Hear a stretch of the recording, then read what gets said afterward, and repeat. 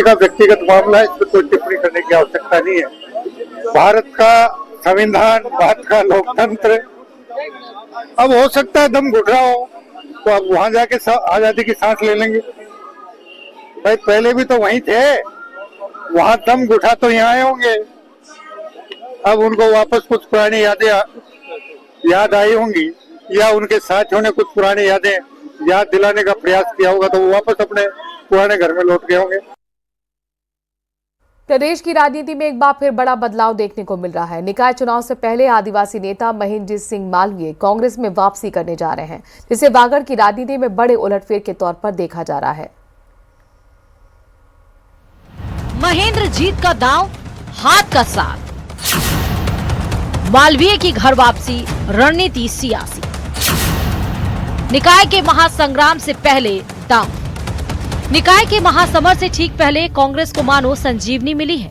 दिग्गज आदिवासी नेता महेंद्रजीत सिंह मालवीय ने कांग्रेस में वापसी का ऐलान कर दिया है। जयपुर कॉन्स्टिट्यूशनल क्लब में सुखजिंदर सिंह रंधावा, कांग्रेस प्रदेश अध्यक्ष गोविंद सिंह डोटासरा और नेता प्रतिपक्ष टीकाराम जूली से आमने सामने बातचीत हुई, जहां महेंद्रजीत ने बीजेपी में जाने को गलती बताया।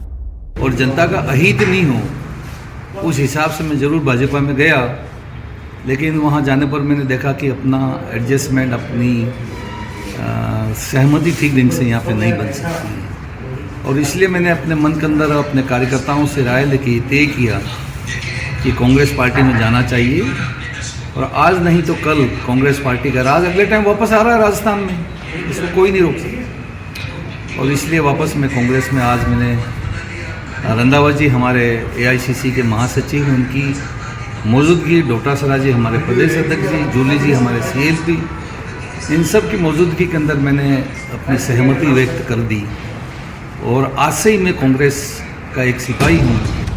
इधर कांग्रेस प्रदेश अध्यक्ष गोविंद सिंह डोटासरा का भी बयान सामने आया। डोटासरा ने कहा कि मालवीय ने कांग्रेस नेतृत्व को अपना प्रार्थना पत्र सौंपा है।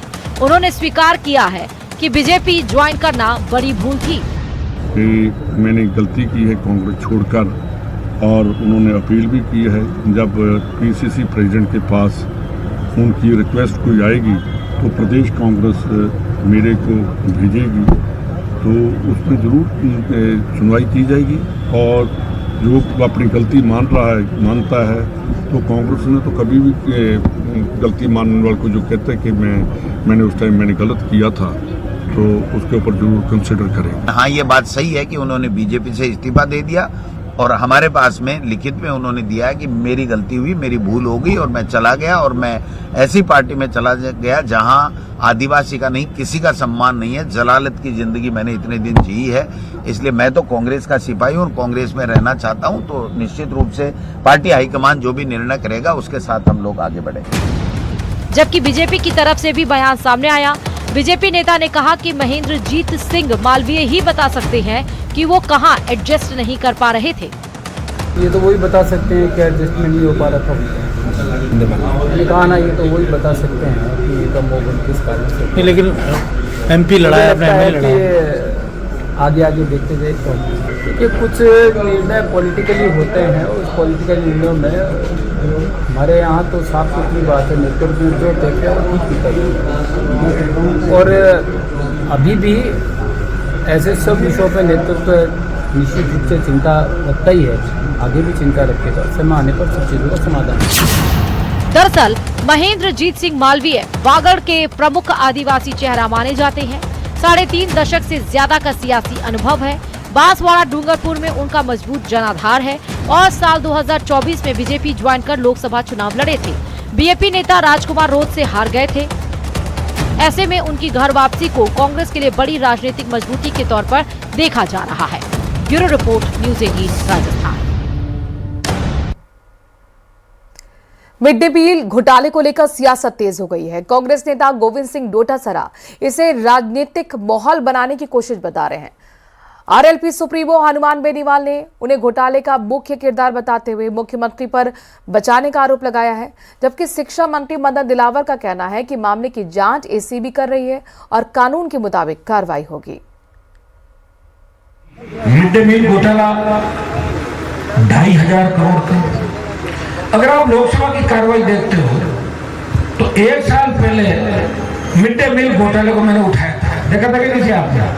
तब मैंने 4 IAS अधिकारियों के नाम लिए थे और एक मैंने ये बोला था कि राजस्थान के पूर्व शिक्षा मंत्री मिड डे मील घोटाले के अंदर आरोपी है। 2,500 करोड़ का जो घोटाला हुआ उसमें राजेंद्र यादव उनके बेटे इतने आरोपी नहीं है। ACB इसकी जांच कर रही है। कांग्रेस के राज में भ्रष्टाचार की पराकाष्ठा थी, ऊपर से नीचे तक सब मिलकर खा रहे थे। अब ACB इसकी जांच कर रही है और जांच में जो तथ्य आएंगे उसके हिसाब से ACB चालान पेश करेगी और कोर्ट जो भी नियमानुसार जो कार्रवाई बनती है वो आगे करेगी। जिस पुलिस पर अपराधियों में भय और आमजन में विश्वास पैदा करने का दारोमदार हो, वही अगर मीडिया के कैमरों के आगे अपनी बेबसी बयां करने लगे तो पुलिस की लाचारी कानून के राज में आम आदमी के भरोसे को तोड़कर रख देगी। लेकिन अफसोस, दौसा से ऐसा एक वीडियो आया। कितनी बकरी मारी गई आपकी? 3 मर गई, घायल से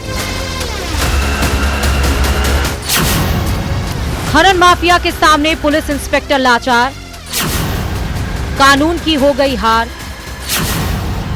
सनसनीखेज कबूलनामा हुआ वायरल, कानून के इकबाल पर सवाल। आपने देखा होगा अवैध खनन में माफिया पुलिस कर्मियों को उठा रहे हैं, प्रशासन को ऊपर प्रशासन चला रहे हैं, मार रहे हैं, कर रहे हैं, सारी चीजें है। प्रशासन ये इनके कितना भी कुछ कर लो, ये इनके जो हौसले बुलंद हैं।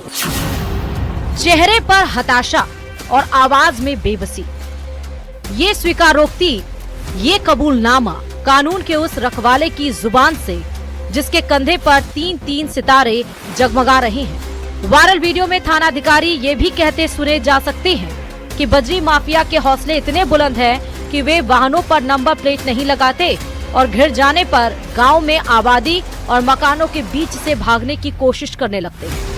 और ये राजगढ़ का गिरोह इतना सक्रिय गिरोह है कि इनके हौसले बुलंद हैं, नंबर प्लेट रखते नहीं, इनका पीछा करते हैं। तो ये बिल्कुल किसी प्रकार से पहले भी कई घटनाएं कर चुके हैं जी, पहले भी कई घटनाएं कर चुके हैं और ये जानी डफानियों के बीच से निकलने की कोशिश करते। अपराधियों में भय, आमजन में विश्वास की बात करने वाली पुलिस अचानक इतनी लाचार क्यों हो गई? दौसा पुलिस के एक इंस्पेक्टर को ऐसी बेबसी जताने की नौबत क्यों आ गई? बेबसी समझने के लिए थोड़ा पीछे चलना होगा। कानून के इकबाल पर सवाल क्यों खड़ा हो रहा?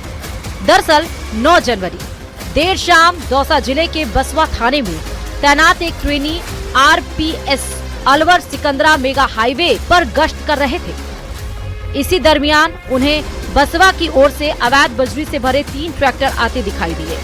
उन्होंने उन्हें रोकने का प्रयास किया, लेकिन ड्राइवर ट्रैक्टर भगा ले गए। पुलिस ने एक ट्रैक्टर का करीब 3 किलोमीटर तक पीछा किया। ट्रैक्टर ने दौसा जिले की सीमा पार कर अलवर जिले के सकट बारान का बास में एक मकान की दीवार तोड़ दी। ट्रैक्टर ने रास्ते में बंधी 3 बकरियों को भी कुचल दिया। हादसे के बाद ड्राइवर मौके से फरार हो गया। ये भगवान ने बता दिया, 10 मकान में आदमी ने दसा दिया। मकान में 10 दिन बैठे था, एक छोरा, एक घर का एक छोरा, एक छोरा ने 4-5 जना तो बैठा और बकरिया छेड़िया डंडो कूदू ने बकरी लाला छेड़िया चपड़ी हो जातो काय करता हम किसान को। सूचना पर कोलवा थानाधिकारी रामशरण गुर्जर भी मौके पर पहुंचे और हालात का जायजा लिया। उन्होंने घटना स्थल पर जो बातें कही उसका वीडियो सोशल मीडिया पर देखते ही देखते वायरल हो गया। अपने आप को भयभीत साबित करने वाले इस वीडियो के सामने आने के बाद नेता प्रतिपक्ष ने सरकार को घेरा। टीकाराम जूली ने सोशल साइट X पर लिखा, दिया तले अंधेरा। प्रदेश के वन मंत्री श्री संजय शर्मा जी स्वयं अलवर से विधायक हैं, फिर भी उनकी नाक के नीचे सरिस्का का सीना चीरा जा रहा है। जब वन मंत्री के अपने गृह जिले में ही वन विभाग और पुलिस माफिया के आगे नतमस्तक है, तो बाकी प्रदेश का भगवान ही मालिक है। वहीं एसपी ने मीडिया से बातचीत के दरमियान कहा कि दौसा पुलिस किसी भी तरह कमजोर नहीं है। उन्होंने संबंधित थाना अधिकारी से स्पष्टीकरण मांगा है। डरी सहमी हुई पुलिस नहीं होती है, ये हमारा पूरा, हम पूर्णतः सक्षम है। हमारा SHO से लेके कांस्टेबल लेवल तक सभी पूर्णतः सशक्त है, पूर्णतः मजबूत है। हमारी पूरी फोर्स है वो एक साथ खड़ी है और इस प्रकार के बयान किस मानसिक स्थिति में दिए गए उसका विश्लेषण करना जरूरी है। राजस्थान पुलिस के इंस्पेक्टर का यह वीडियो दर्शा रहा है कि प्रदेश में खनन माफिया बेखौफ होते जा रहे हैं। हालांकि SP सागर राणा खनन माफिया के खिलाफ ऑपरेशन तेज करने की बात कहते हैं, लेकिन वायरल वीडियो विपक्ष में बैठी कांग्रेस को हमलावर होने का मौका जरूर मुहैया करा गया। न्यूज़ 18 राजस्थान के लिए दौसा से आशीष शर्मा की रिपोर्ट। कैबिनेट मंत्री कन्हैयालाल चौधरी ने कांग्रेस पर तीखा हमला बोला है। जायल के कटौती ग्राम पंचायत में आयोजित जनसंवाद कार्यक्रम के दौरान मंत्री कन्हैयालाल चौधरी ने कहा कि कांग्रेस को राम जी के नाम से ही तकलीफ है। उन्होंने आरोप लगाया कि कांग्रेस मनरेगा का नाम बदलने को लेकर तरह तरह की बातें फैलाकर आमजन को गुमराह करने की कोशिश कर रही है। रविवार को जायल दौरे पर पहुंचे मंत्री कन्हैयालाल चौधरी ने ग्राम पंचायत भवन में आमजन से संवाद किया और 2024-25 के बजट की घोषणाओं की प्रगति की समीक्षा की। उनको राम जी के नाम से ही तकलीफ है। कांग्रेस वासियों को, जो भी कांग्रेसी मन में रहते हैं उनको पीड़ा होगी, जबकि ये योजना हमारे ग्रामीण विकास के लिए बहुत ज़्यादा बेनिफिट देने वाली है। इसमें जहाँ पहले 100 दिन का रोजगार था उसको बढ़ा के हमने 125 दिन किया। साथ ही समय पे ग्रामीण लोगों को समय पे भुगतान कैसे मिले, पारदर्शिता कैसे हो और काम की अच्छी क्वालिटी कैसे हो, नए काम कैसे जोड़ा जाए, इसके अंदर जी राम जी के अंदर जोड़ा गया। इसका बेनिफिट आने वाले समय में राजस्थान नहीं पूरे भारत की ग्रामीण की जो भी आजीविका से लेके जो इंफ्रास्ट्रक्चर मजबूती से कैसे बढ़े, आने वाले समय विकसित भारत बनाने में इसका बहुत बड़ा योगदान रहेगा। ये बहुत अच्छी योजना है। उनका काम है कि किसी भी अच्छे काम के लिए जनता को गुमराह करना। और बुलेटिन में आगे बात करेंगे जालौर से आई खबर की, जहां पर पुलिस भर्ती में बड़ा फर्जीवाड़ा सामने आया है। ये पूरा मामला साल 2018 का है, जहां पुलिस भर्ती में डमी कैंडिडेट और फर्जी दस्तावेजों के जरिए नौकरी पाने के मामले में SOG ने बड़ा एक्शन लिया। जालौर में कार्यरत 37 पुलिस कर्मियों के खिलाफ SOG जयपुर में 2 अलग अलग FIR दर्ज की गई है। आंतरिक जांच में भर्ती के समय दिए गए दस्तावेज और वर्तमान रिकॉर्ड में गंभीर विसंगतियां सामने आई हैं, जिसके बाद अब पूरे मामले की जांच SOG को सौंप दी गई है।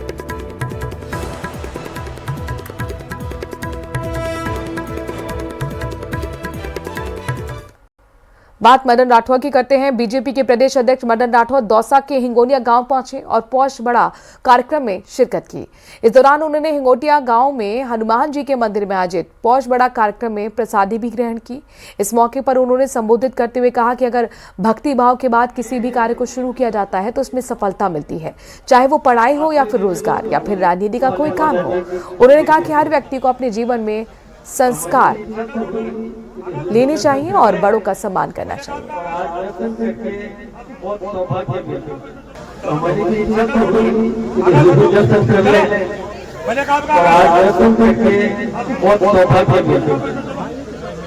आज यहाँ आए एक बात मैं आपसे निवेदन करूँगा,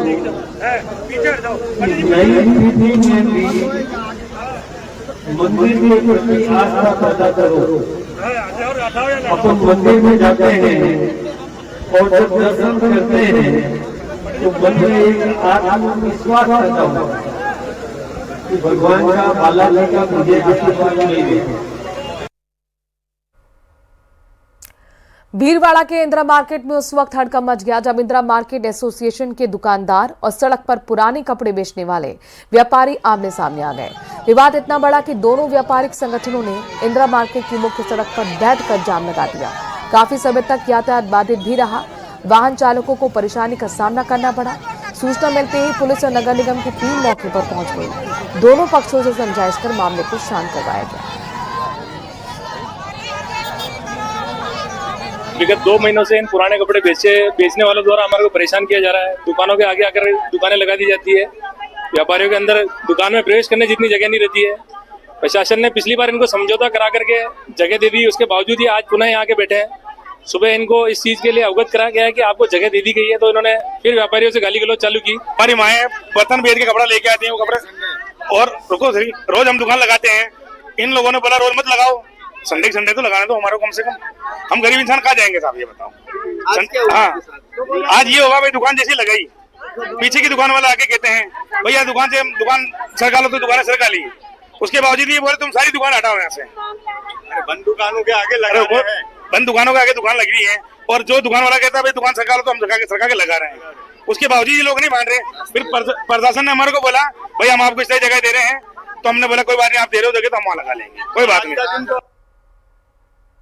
जयपुर से खबर है, जहां पर बीजेपी के अल्पसंख्यक मोर्चा प्रदेश अध्यक्ष हामिद खान मेवाती ने राज्यपाल से मुलाकात की है और कई बिंदुओं पर चर्चा की। आपको बता दें कि प्रदेश में हामिद खान मेवाती को फिर से अल्पसंख्यक मोर्चे की जिम्मेदारी दी गई है। नई नियुक्ति के बाद पहली बार हामिद ने राज्यपाल से भेंट की।